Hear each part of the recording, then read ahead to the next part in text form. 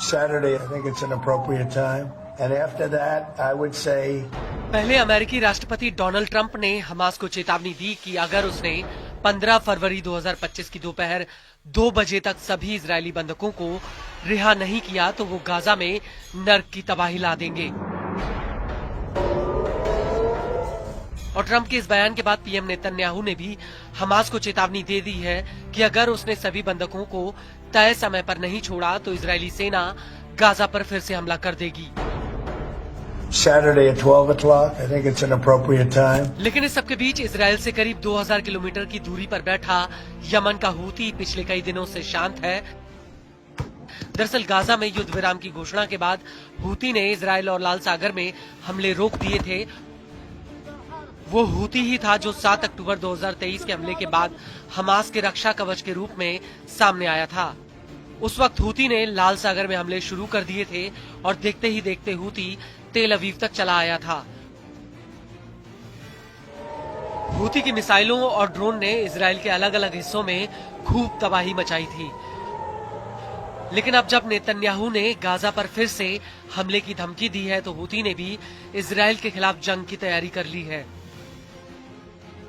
दरअसल हूती ने साफ कर दिया है कि अगर आईडीएफ ने फिर से गाजा में हमले की जरूरत की तो वो इजरायल के ऊपर बैलिस्टिक मिसाइलों से हमले शुरू कर देगा।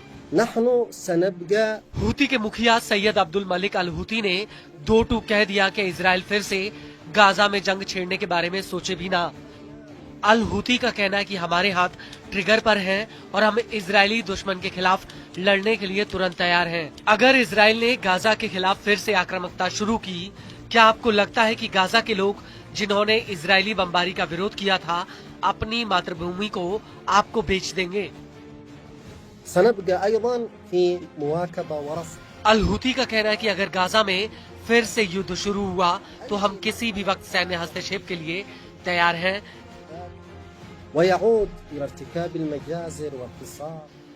इस सब के बीच बड़ी बात यह है कि हूती के हमलों की वजह से पूरी दुनिया का शिपिंग कारोबार गड़बड़ा गया था। हूती ने लाल सागर में 100 से ज्यादा अटैक किए थे। हूती ने इजरायल पर सैकड़ों ड्रोन और मिसाइल फायर किए।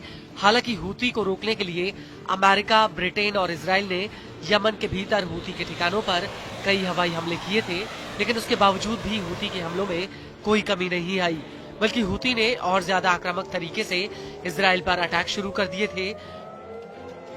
वहीं अगर यमन की बात की जाए तो आज के समय में ज्यादातर पश्चिमी यमन पर हूती का कंट्रोल है।